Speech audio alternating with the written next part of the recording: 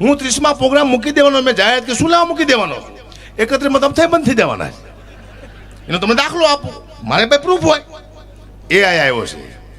AI એટલે ખતરનાક વસ્તુ આવી રહી છે, તમે કલ્પના ન કરી એવી.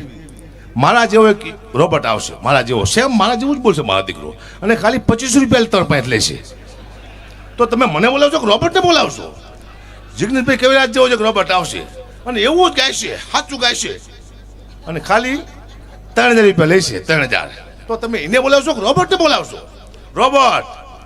હા, બે જ પાત્ર વધોડા છે, એઆઈ અને બાય, બધાને મારી નાખશે. એઆઈ તો બંધ થાય, બાય તો બંધ નથી થતી. સ્વિચ જ ના હોતી બંધ કરવાની. ચૂપ ચોપ ચોપ ચોપ ચોપ. હું કંટાળી ગયો. આમ તો આવું હોય, કંટાળી ગયો ઘરે. અહીંયા એટલું બોલો, તમે કેવા સાંભળો? ઘરે હું બોલતો હોય ને, બહાર જઈને રાડું પાડો. એટલે બાપા આખું દુનિયા અમને સાંભળે, તમે ઘરે તો સાંભળો. અમને ઘરે કોઈ સાંભળતું જ નથી. કોઈ સમજી ગયા ને પેલા?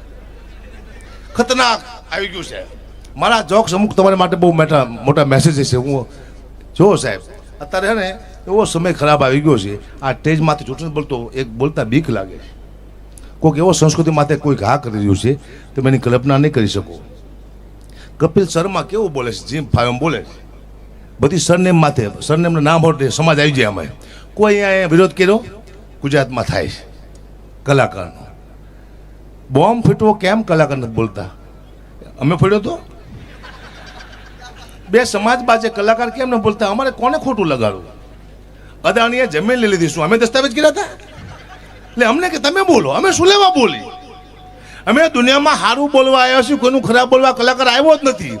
કોઈ મગનભાઈ 50 લાખનું બૂચ મારીને આવે અને 5 લાખ રૂપિયા દાન કરતા એમ જ કે મગનભાઈ સારા વ્યક્તિ છે, 5 લાખનું દાન કર્યું, એમ કહેવાય કે આ તો બૂચ મારું છે? એમ તો મગનભાઈ અમને મારે. કલાકાર કોઈનું ખરાબ બોલે, સારું બોલવા આવ્યો છે, એને બોલવા. કોઈ એમ કે છે હવે કલાકાર સત્ય નથી બોલતા. સત્ય વખતે ક્યાં ક્યાં બોલવું છે, પણ સાંભળશે કોણ? પબ્લિક મારવા દોડશે. સત્ય એટલે તમારા કોઈમાં કંઈ ખામી હોય, કોઈ સમાજમાં કંઈ તકલીફ હોય, તો કલાકાર તમને સમજાવે કે આ વસ્તુ બરોબર નથી, તો પબ્લિક માનવા ત્યાં નથી. અત્યારે સમય ખરાબ આવી ગયો છે. કરવું શું?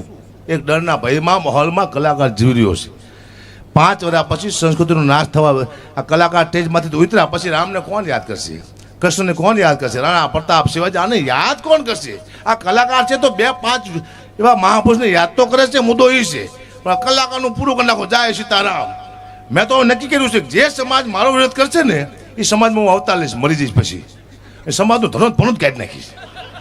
એવા ખરાબ કામ કરીશ સમાજમાં કે આપણી પથારી ફેરી નાખીશ. કંટાળી જાય છે. સીધા વિરોધ જ થાય. બોલો, કલાકાર તો એક બિચારી ગરબડી ગાતી છે આવડી, એને ખબર ક્યાં બાજે બિચારી. હવે અહીંયા હું શું તમને કરું? લોકો હાલો, કલાકારને તમે મારી પાડો. કલાકાર એકલો બચારો જાતો બીજે કોઈ ગાયું દે છે. કેટલા ટેન્શનમાં કલાકાર છે, તમે કલ્પના ન કરી શકો. જેમ હો ગાડી જોઈ, મારી 2 વાર ગાડી ભટકાડી. બોલો, હું બચી ગયો. આના બાઇક કહેવાય છોકરાના. હોય જાત તો આને કોણ મારો બાપ ખાવા આપે? આ ખાવા હાટું થઈ રહ્યા રાડી ઉપાડી છી. તમે ખાલી સમજો અમને. કલાકારની વેદના સમજી જાઓ. કલાકારને ઘણા હેરાન કરવા જે દુનિયા છે એને કરો, કલાકારને નહીં. કલાકાર ખોટું બોલતા સાચું બોલે બિચારા, અને થોડુંક ખોટું બોલે તો એને બિચારા હક છે. થોડુંક તો બોલવું પડે મારે, કે કોઈ મજા જ નહીં આવ્યા. હું શું બોલું ખોટું? આરામ જો હું સાચું બોલતો હોય તો આમાં કંઈ, પણ ખોટું મજા આવે છે બધાને. પણ ખોટું બોલું છું, કોઈનું ખોટું કરતો નથી, એ મુદ્દો છે. ફસાવું છું, કોઈને ફસાવતો નથી. આ મુદ્દા છે. આનંદ કરી લો. કારણ કે હમણાં મને એક ફોન આવ્યો, ગગુભાઈ એક પ્રોગ્રામ, જો મારા જોક્સ હું કાલ કીધો ને આજ કહીશ ને કંઈક ફેરફાર હશે. એક ફોન આવ્યો, ગગુભાઈ પ્રોગ્રામ કરવાનો કેટલા પૈસા લેશો? મેં તો 2.5 લાખ રૂપિયા. મને કે કૂતરાના રોટલાનો પ્રોગ્રામ છે. મેં તો ભાઈ હું સમજો નહીં કંઈ, કે ડાયરામાં જે રૂપિયા ભેગા થાય છે એના રોટલા કરીને કૂતરાને નાખવાના છે. તો મેં તો 2.5 લાખ રૂપિયા આપજો. મને કે ગગુભાઈ તમને કૂતરામાં ખબર ન પડતી શું? કે મેં તો કેમ? કૂતરાના રોટલાનો પ્રોગ્રામ છે, શું 2.5 લાખ રૂપિયા? કે કાંઈ બોલતા નહીં, તમારી માને સમજે. કે તમને 51,000 રૂપિયા આપશું. મેં તો કંઈ વાંધો નહીં. 51,000 રૂપિયા નક્કી કર્યા. હું જો ડાયરામાં સ્ટેજ માથે બેઠો તો મારી સામે 2 કાળિયા કૂતરા બેઠેલા. તો એક કાળિયા કૂતરાએ બીજા કાળિયા કૂતરાને પૂછ્યું કે આ કાળિયો કોણ છે? તો બીજો કાળિયો કૂતરો કે આપણામાં જે ભાગ પડાવવા માટે આવ્યો એ આ સાલો. આપણા 50,000નું બૂચ મારવા આવ્યો એ 50,000નું. હા, કાળુબા પછી મને પૈસા આપ્યા તે એટલે હું ખાંડ તેલ ઘઉં ચોખા ગોળ આવું લાવીને મેં ઘરે આપ્યું. પણ 15 દિવસ સુધી હું મારા પરિવારને બાજ્યો બહુ.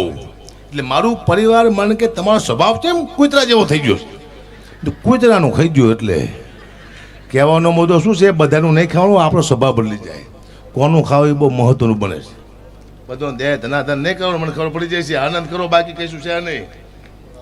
નાનું બસ સમય ચેન્જ થઈ ગયો, કોઈને પાસે ટાઈમ નથી. આ તમે કેટલા બધા બેઠા છો અહીંયા સુરતમાં, બધા ડાયરો સાંભળવા કેટલો ટાઈમ કાઢીને તમે આવ્યા છો.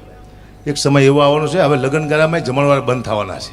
જમવાનો કોઈને પાસે ટાઈમ છે નહીં, કતરા સાહેબ કોઈ પાસે નથી. હવે તમે જાય છો ને લગ્નમાં એટલે જમણવાર બંધ છે. શું હોય છે, 4 લાખ નોટ પડી છે આવડી મોટી. આ બાજુ આવડા મોટા ઇન્જેક્શન પડ્યા છે, દાળ ભાતનું, મોહનથાળનું, શાકનું, સાઈસનું, બધા ઇન્જેક્શન ત્યાં.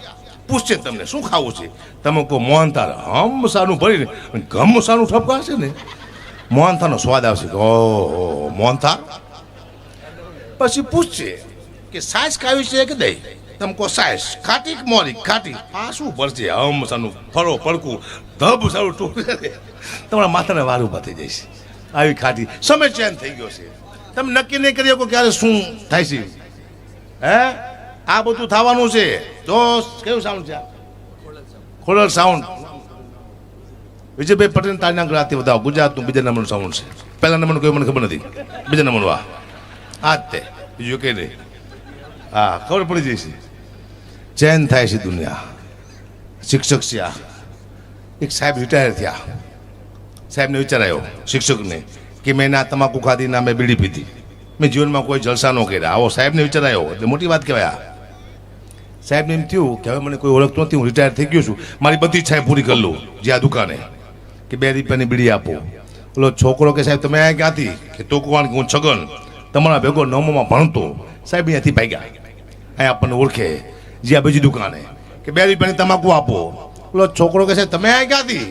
કે તું કોણ? કે હું મગન, તમારા ભેગો 12માં ભણતો. સાહેબ અહીંયાથી ભાગ્યા, હજી અહીંયા આપણને ઓળખે છે. શેર સાહેબ મરી ગયા, ઉપડી ગયા. ભગવાને કીધું કે સાહેબ તમારું પુણ્ય બહુ સારું છે, તમને 15 મિનિટનું સ્વર્ગ આપવાનું છે, તમારી કોઈ છેલ્લી ઈચ્છા ખરી? સાહેબને એમ થયું કે અહીંયા ક્યાં મને કોઈ ઓળખે છે, અહીંયા તો હું જલસા કરી લઉં. સાહેબ કે ભગવાન મેં એવું સાંભળ્યું છે કે અહીંયા અપસરાયું હોય. ભગવાન કે હા અપસરાયું હોય, બસ મારે અપસરા જોવી છે. ભગવાન કે જાઓ સાહેબને લઈ જાઓ સ્વર્ગમાં, અપસરા બતાવો. સાહેબ ગયા સ્વર્ગમાં અને ઉપરથી ખરા કરતી અપસરા નીચે ઉતરી આવ્યું કે સાહેબ તમે અહીંયા ક્યાંથી? સાહેબ કે તું કોણ? કે હું કાંતા, તમારા ભેગી ત્રીજા ભણતી. કે અમુક માણા મરી જાય ને તો ઉપર શાંતિ ન મળે. શું વાત કરો છો?